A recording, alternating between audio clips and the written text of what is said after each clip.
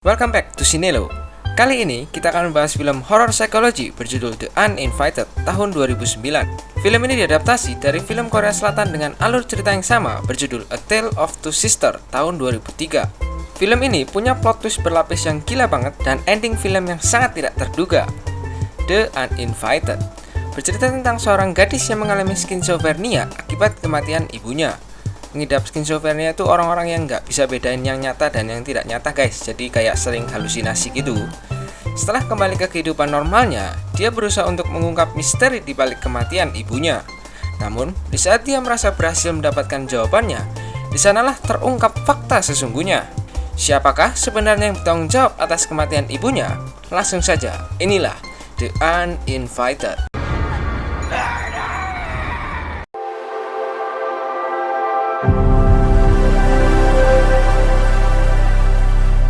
Film akan menceritakan Anna, seorang gadis yang mengalami skizofrenia akibat trauma insiden kebakaran yang menewaskan sang ibu.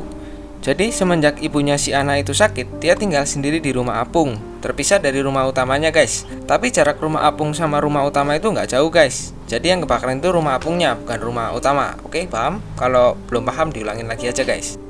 Di sini terlihat Anna yang sedang melakukan sesi konseling dengan salah satu dokter bernama Dr. Silbering. Dr. Silbering meminta Anna untuk menceritakan bagaimana kronologi kejadian kebakaran yang merenggut nyawa ibunya. Namun, Anna hanya bisa mengingat kejadian itu samar-samar. Anna juga menyesal pada malam kejadian dia tidak berhasil menyelamatkan ibunya. Dr. Silbering yang mendengar itu memuji Anna karena sudah melakukan yang terbaik. Dan Dr. Silbering juga sudah memperbolehkan Anna pulang dan kembali menjalani kehidupan normalnya. Jadi guys, semenjak kematian ibunya, Anna itu jadi mengidap skizofrenia dan gangguan psikologis. Makanya, dia dibawa ke tempat rehabilitasi. Dan setelah 10 bulan direhab dan kondisinya juga semakin membaik, makanya dia dibolehin pulang. 10 months and you're almost finished. Go home, get into trouble, finish what you started. Anna yang mendengar itu langsung bergegas merapikan barang-barangnya. Terlihat juga sang ayah yang bernama Stephen telah menunggunya di bawah. Saat Anna ingin keluar dari kamarnya, dia dikejutkan oleh seorang wanita yang merupakan pasien di rumah sakit tersebut dan kamarnya berada pas di depan kamar Anna. Dia berkata bahwa dia merasa sedih karena Anna sudah sembuh dan pergi meninggalkannya. Namun tak lama datanglah petugas rumah sakit yang menenangkan wanita tersebut. Anna langsung bergegas pergi menemui ayahnya. Pretty little Anna, going home will be lonely. Di perjalanan pulang, Stephen memberikan Anna sekotak biskuit yang langsung dilahapnya. Namun, setelah mengetahui bahwa biskuit tersebut buatan Rachel, wajah Anna terlihat tidak senang. Sesampainya di rumah, Anna langsung bergegas mencari saudarinya, Alex, yang ternyata sedang berenang di danau belakang rumah. Melihat itu, Anna langsung bergegas menyusulnya. Namun, saat ingin keluar rumah, ia malah bertemu dengan Rachel. Rachel yang melihat Anna langsung menyapanya dengan senyuman hangat. Namun, hal tersebut tidak disambut baik oleh Anna. Anna malah tampak tidak senang dengan keberadaan Rachel. Ia pun pergi dari sana dan bergegas menemui Alex.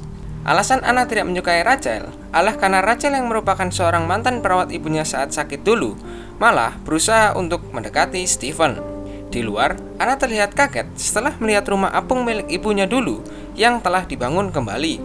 Di sana, Anna akhirnya bertemu dengan Alex setelah 10 bulan tidak bertemu. Alex, oh, I miss you so much. Welcome to your new ward. Better food, crazier people. Di pinggir danau, mereka saling bertukar cerita. Alex lalu menyinggung tentang Anna yang tidak pernah membalas surat-suratnya. Namun, Anna merasa tidak pernah menerima surat-surat tersebut. Merasa ada yang janggal, Alex pun bergegas menemui ayahnya. Alex merasa kesal dan protes terhadap sikap Stephen yang membatasi hubungannya dengan Anna. Namun, Stephen hanya diam tanpa jawaban. Anna hanya terdiam mendengar percakapan mereka dari luar jendela. Lalu, terlihat Alex yang keluar dan pergi dari rumah tersebut. You too afraid I tell her about your new little girlfriend? Disgust me. Anna lalu masuk ke rumah dan bertemu dengan Rachel di dapur. Di sini, Rachel bilang pada Anna agar bisa menerima dirinya dan bisa menjalin hubungan yang baik. Anna kemudian menyadari bahwa banyak perubahan di dapur mereka dan juga menanyakan kemana semua barang-barang lama mereka. Rachel menjawab bahwa barang-barang lama mereka telah dipindah ke loteng. Anna pun bergegas menuju loteng dan menemukan barang-barang lamanya. Anna juga menemukan lonceng milik ibunya dan juga foto keluarga mereka bersama Rachel yang masih menjadi perawat ibunya.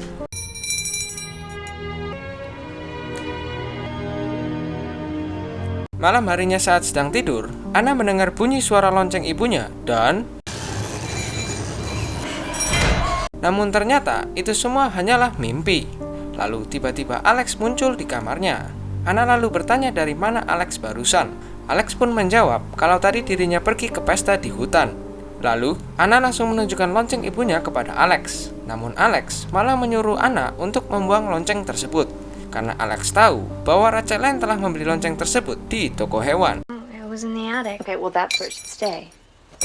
Anna, wake up. Rachel bought the bell. We went into a goddamn pet store, bought a bell, and tied it around Mom's wrist. Keesokan harinya, sambil ditemani Alex, Anna memasang kembali papan nama mereka di dapur. Tak lama kemudian, datanglah Rachel. Alex yang melihat kedatangan Rachel langsung pergi dari sana. Anna yang ingin menyusul Alex ditahan oleh Rachel. Rachel bilang bahwa Anna berbeda dengan Alex. Rachel menjelaskan bahwa Anna merupakan sosok yang sopan dan baik, berbeda dengan Alex yang nakal dan sama sekali tidak menghormati ayahnya. Rachel juga berharap Anna akan betah dan menerima dirinya. Anna hanya bilang bahwa dia akan berusaha dan pergi dari sana. Quiet, polite, proper little lady. She teenager thing, disrespecting your father. Mereka lalu berenang bersama. Saat berbincang di tepi danau, tiba-tiba datang mantan Anna bernama Matt. Alex yang melihat kedatangan Matt langsung meninggalkan Anna sendirian. Matt ternyata merupakan seorang kurir yang biasa mengantar keperluan keluarga Anna. Di sini, Matt bilang kepada Anna bahwa di malam saat insiden kebakaran, Matt berada di sana dan juga melihat kejadian yang sesungguhnya. Namun, sebelum bercerita lebih lanjut, perbincangan mereka pun harus terhenti karena kedatangan Rachel. Malam harinya, Anna yang penasaran masuk ke kamar ayahnya dan mendapati sebuah bola kaca yang pecah di bagian atasnya. Tiba-tiba, muncul sekilas ingatan masa lalunya. Anna lalu mendatangi rumah apung sendirian. Di sana, Anna dikagetkan dengan kemunculan sosok menyeramkan yang menyerupai ibunya. Sosok tersebut menunjuk ke arah luar dan berkata pembunuh. Alex yang datang langsung menenangkan Anna. Namun, secara kebetulan terdapat Rachel yang berada di luar rumah dan pas searah dengan tunjukan tangan si hantu barusan. Wah, tanda-tanda ini. Anna juga menduga bahwa kebakaran rumah apung merupakan perbuatan Rachel. She's been trying to tell me something. The fire wasn't an accident. It was her. Keesokan harinya, Anna dan Alex yang sedang mengobrol tentang kecurigaan mereka terhadap Rachel, tiba-tiba diajak Rachel untuk berbelanja ke kota. Anna yang awalnya menolak, diyakini oleh Alex agar ikut bersama Rachel supaya Anna dapat bertemu dengan Matt dan menanyakan kejadian yang sesungguhnya. Akhirnya, Anna pun ikut bersama Rachel. Sesampainya di kota, mereka makan siang di sebuah kafe dekat toko. Di sini, Rachel bercerita tentang sebuah kalung mutiara yang diberikan mantan pasien Rachel dahulu. Diingat-ingat ya guys, soalnya kalung ini bakal jadi clue buat nanti guys. Dan Anna juga melihat 3 sosok anak kecil yang pernah ia lihat di mimpinya. One good piece of jewelry. Where'd you get it? Someone gave them to me ages ago. An old patient, actually. Anna yang melihat Matt sudah datang ke toko, langsung mengajak Rachel untuk segera berbelanja. Sesampainya di toko, Anna yang melihat Matt langsung mengikutinya. Setelah bertemu dengan Matt, Anna langsung menanyakan apa yang Matt ketahui di insiden kebakaran 1 tahun yang lalu. Namun, karena Matt sedang sibuk, dia tidak bisa menceritakannya sekarang. Akhirnya, mereka memutuskan untuk bertemu di Batu Karang jam 11 malam. Namun, tiba-tiba Rachel datang dan bilang kepada Matt untuk tidak usah mengantarkan keperluan keluarga mereka lagi. Wah, mencurigakan nih si Rachel. Will you help us? Yeah, she's not here. 11, at the Rock. Oh, and Matt, you won't need to make deliveries to the house anymore. Sesampainya di rumah, Anna langsung menghampiri Alex yang sedang membongkar isi kamar Rachel. Alex menemukan sekotak obat penenang yang bahkan dapat menenangkan seekor kuda. Okay, that's enough to tranquilize a horse. Or you and me? Malamnya, Alex dan Anna menuju tempat yang telah dijanjikan oleh Matt. Namun, setelah menunggu cukup lama, Matt tak kunjung datang. Akhirnya, mereka pun memutuskan untuk pulang dan menemui Matt esok hari. Saat tidur, Anna bermimpi buruk tentang 3 anak yang ia lihat di kafe. Saat terbangun, Anna mendapati Matt yang masuk dalam kamarnya melalui jendela. Anna bilang bahwa ia telah menunggu di terumbu karang, namun Matt tak kunjung datang. Matt pun menjawab bahwa dirinya terjatuh dan mungkin tulang punggungnya patah. Matt juga bilang bahwa ibunya Anna sempat mengingatkan Matt sesuatu, namun tidak dihiraukannya. Dan sebelum bercerita tentang kejadian kebakaran itu, tiba-tiba... Namun saat Anna keluar kamarnya, tiba-tiba hari sudah pagi dan Matt juga menghilang dari kamarnya. Di luar, terlihat banyak polisi yang sedang mengevakuasi seseorang dari dalam danau. Ternyata orang tersebut merupakan Matt. Setelah melakukan evakuasi, Anna didatangi oleh seorang sheriff bernama Emery. Emery merupakan orang yang pernah menangani kasus kebakaran rumah Anna dahulu. Emery bilang bahwa penyebab kematian Matt ialah terjatuh dari tebing dan tulang punggungnya patah. Anna lantas bingung karena hal tersebut persis seperti yang dikatakan Matt dalam mimpinya. Sesampainya di rumah, Anna bilang pada ayahnya bahwa Rachel yang telah menghabisi nyawa Matt. Lantaran Rachel takut Anna mengetahui cerita sesungguhnya dari Matt, di mana Anna meyakini bahwa Rachel lah penyebab kebakaran malam itu.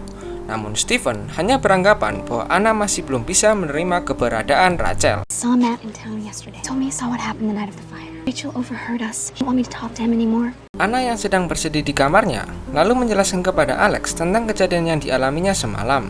Anna juga memperlihatkan memar di lengannya akibat genggaman Matt. Ia juga meyakinkan Alex bahwa ia tidak gila atau berhalusinasi. Not crazy, Alex. Matt was here, and I thought that I was dreaming, but I wasn't. Look! Lalu, Anna dan Alex mencoba mencari informasi tentang kebenaran identitas Rachel dengan menghubungi rumah sakit tempat dulu Rachel bekerja. Namun, nama Rachel Summer tidak terdaftar dalam daftar perawat rumah sakit. Dirasa ada yang janggal, Anna menemui Rachel yang tengah bersiap untuk pesta yang diadakan di rumahnya nanti malam. Rachel yang melihat Anna langsung menyuruhnya masuk, dan Rachel juga memakaikan Anna dengan kalung mutiaranya. Namun, Anna langsung menanyakan tentang kebenaran identitas Rachel dan siapa Rachel sebenarnya. Anna menyebut bahwa nama Rachel Summer merupakan seorang guru yang berada di New Orleans dan sudah meninggal 5 tahun yang lalu. Namun, Rachel malah bilang bahwa Anna masih belum sembuh dan beranggapan bahwa membiarkan Anna keluar dari rumah sakit adalah sebuah kesalahan. The association has no record of a Rachel Summers. Social security numbers for someone named Rachel Summers. She's a school teacher from New Orleans. She died 5 years ago. What's your real name, Rachel? Malam harinya, terlihat para tamu sudah datang. Di sana, Anna dan Alex berencana untuk melaporkan Rachel kepada polisi keesokan harinya. Anna lalu mendatangi ayahnya. Di sana, Stephen menyuruh Anna untuk membantu Rachel agar hubungan keduanya semakin dekat. Akhirnya, Anna membantu Rachel menyiapkan daging panggang dan juga membuang sampah. Namun, saat mengeluarkan kantong sampah, tiba-tiba kantong tersebut bergerak sendiri. Karena penasaran, Anna pun membukanya dan ada sampah yang bergelinding ke bawah oven. Saat mencoba mengambilnya, tiba-tiba karena kaget, Anna menabrak meja dan menyebabkan daging panggangnya terjatuh dan membuat dagingnya tidak bisa dihidangkan. Hal tersebut membuat Rachel marah dan Anna pun disuruh ayahnya untuk kembali ke kamarnya. Setelah acara selesai, Anna lalu menghampiri Stephen di kamarnya.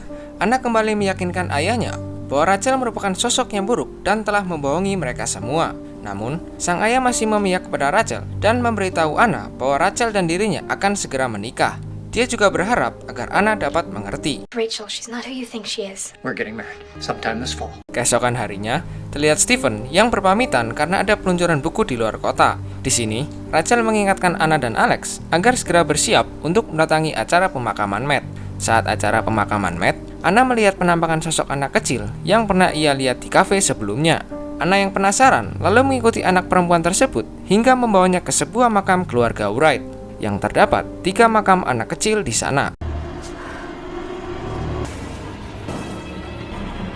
Sepulang dari acara pemakaman, Anna dan Alex langsung mencari tahu apa yang terjadi kepada keluarga Wright. Ternyata, pada tahun 1996, ketika anak Wright dihabisi oleh pengasuh mereka bernama Mildred Kemp yang masih berusia 19 tahun. Itu terjadi karena Mildred Kemp terobsesi dengan Dr. Wright yang merupakan ayah dari ketiga anak tersebut. Dr. Wright juga ditinggal istrinya akibat kecelakaan mobil. Namun, saat akan ditangkap, Mildred Kemp malah hilang tanpa jejak. Di sana, Anna juga melihat foto keluarga Wright yang mana terlihat foto istri Dr. Wright yang mengenakan kalung mutiara yang sama persis seperti kalung milik Rachel. Anna juga teringat bahwa Rachel bilang kalau itu adalah hadiah dari pasiennya dulu. Mengetahui fakta-fakta tersebut, Anna dan Alex berencana untuk mengambil kalung tersebut karena kalung tersebut dapat menjadi bukti yang kuat untuk melaporkan Rachel. Namun, tanpa mereka sadari, Rachel telah mendengar percakapan mereka dari balik pintu. April 11th, 1996. The rest of Mildred Kemp, 19, have become obsessed with Dr. Wright. Despite police efforts, Kemp remains at large. Malam harinya, Anna dan Alex menjalankan rencana mengambil kalung Rachel yang berada di kamarnya. Namun sialnya, pintu kamar Rachel terkunci. Alex pun berencana untuk masuk dalam kamar Rachel melalui jendela. Sedangkan Anna disuruh untuk ke kantor sheriff untuk memanggil bantuan. Namun, saat baru saja ingin keluar, Anna mendengar suara dari kamar Rachel. Anna pun langsung bergegas menuju kamar Rachel. Namun sesampainya di sana, ia mendapati pintu kamar Rachel telah terbuka. Anna lalu masuk dan mencari kalung tersebut. Namun saat sedang mencari, Anna dikagetkan dengan kemunculan Rachel yang memegang kalungnya dan bertanya apakah Anna sedang mencari benda ini. Lalu, Rachel menyodorkan kalung tersebut. Namun saat Anna ingin mengambilnya, tiba-tiba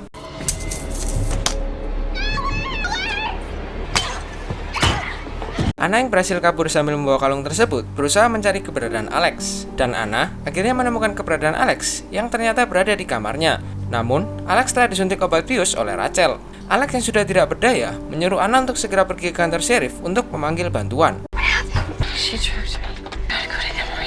Sesampainya di kantor sheriff, Anna langsung menjelaskan kondisi yang terjadi serta memberitahu sheriff bahwa Rachel lah yang telah membakar rumah apung dan menewaskan ibunya, serta kecurigaan mengenai identitas Rachel yang merupakan Mildred Kemp. Tak lupa, Anna juga memberikan bukti kalung milik Rachel. Terdiam dengan semua penjelasan Anna, Sheriff Emery pun menyuruh Anna untuk tetap di kantornya, sementara ia akan mencari data-data lanjutan. Anna yang panik akan kondisi Alex menyuruh Emery untuk kembali ke rumahnya dan menyelamatkan Alex. Emery yang mendengar itu bilang kepada Anna bahwa tidak akan ada yang terluka dengan tatapan yang aneh. He murdered our mother and now she's after us. Rachel is Mildred Kemp. Nothing's gonna happen to anybody, Anna. Tak lama setelahnya, Anna pun tertidur. Saat terbangun, Anna melihat sosok ibunya yang ternyata itu adalah Rachel. Ya, ternyata Sheriff Emery bukan memanggil bantuan, melainkan memanggil Rachel. Dengan bantuan Emery, Anna pun berhasil dibius dan Rachel membawa Anna pulang. Sesampainya di rumah, Rachel langsung menaruhnya di tempat tidur sambil menggantikan baju Anna. Anna yang semakin oleng karena obat bius berusaha untuk mengambil pisau di dekatnya. Namun, usaha itu digagalkan oleh Rachel. Lalu, terlihat Alex yang sudah sadar dan berusaha untuk menolong Anna. Namun tak lama, Anna pun pingsan. Setelah sadar, Anna melihat pisau yang dari sebelahnya telah menghilang dan menyadari banyak noda darah yang tercecer di lantai. Ia mengikutinya sampai ke bak sampah di depan rumahnya, dan setelah Anna membukanya, lalu Alex datang menemui Anna dengan pisau dan bajunya yang berlumuran darah. Alex bilang bahwa dia terpaksa menghabisi Rachel. Anna yang mendengar itu langsung memeluk Alex. Tak lama kemudian, terlihat Stephen yang baru pulang. Stephen terlihat bingung dengan apa yang sedang terjadi. Anna pun menjelaskan kepada Stephen bahwa Rachel yang telah membakar rumah apung dan membunuh ibu mereka. Rachel juga membius mereka dan berusaha menghabisi mereka. Namun Alex berhasil menggantikan Rachel dan menyelamatkan mereka. She killed Mom. It's Rachel, Dad. Rachel started the fire. Drugged me and she drugged Alex. She was gonna kill us. Stephen yang mendengar penjelasan Anna langsung bertanya kepada Anna apakah ia tidak ingat apa yang terjadi kepada Alex. Di sini plot twist terjadi. Ternyata Alex telah meninggal bersamaan dengan ibunya di kejadian kebakaran 1 tahun yang lalu. Jadi selama ini Alex itu tidak nyata dan Anna melakukan semuanya sendirian. Jadi guys, alasan Sheriff Emery membawa Rachel ke kantornya itu karena Emery tahu kalau Alex sudah tewas. Soalnya tadi kan si Anna nyuruh Emery buat nyelamatin Alex, padahal si Alex sudah tewas semenjak kebakaran rumah. Nah, si Emery tahu kalau ada yang nggak beres sama si Anna, makanya dia bawa si Rachel ke kantornya. You know what happened to your sister. Alex is dead in the fire. It was a year ago. Alex! Anna lalu mengingat apa yang terjadi 1 tahun yang lalu. Tepat setelah pulang dari pesta malam itu, Anna mendapati ayahnya yang sedang berselingkuh dengan Rachel. Anna yang kesal dan tidak terima karena ibunya telah dihianati, lalu berniat untuk membakar rumah mereka beserta Stephen dan Rachel di dalamnya. Sambil bawa lentera, Anna langsung pergi ke tempat penyimpanan bensin di rumah terapung ibunya. Jadi rumah terapungnya itu 2 lantai guys. Jadi lantai 1 itu isinya tempat nyimpan bensin. Nah, lantai 2-nya baru kamar ibunya. Di sana, Alex menemui Anna untuk mengajak Anna kembali ke pesta. Namun Anna yang emosi tidak menghiraukan ucapan Alex dan pergi dengan membawa gembor yang telah ia isi dengan bensin. Namun Anna tidak menutup keran tangki dengan rapat dan menyebabkan bensinnya menetes ke lantai. Alex yang kesal karena tidak dihiraukan menutup pintu dengan keras yang menyebabkan lenteranya terjatuh. Alex yang mendengar panggilan lonceng ibunya dari dalam rumah langsung menghampirinya. Di saat yang sama, api dari lentera menyambar tetesan bensin yang menyalur ke tangki penyimpanan bensin dan mengakibatkan ledakan yang langsung membakar habis rumah terapung beserta ibu dan Alex di dalamnya. Anna yang melihat kejadian itu tidak dapat menerima kenyataan dan membuat realitasnya sendiri. What happened that night?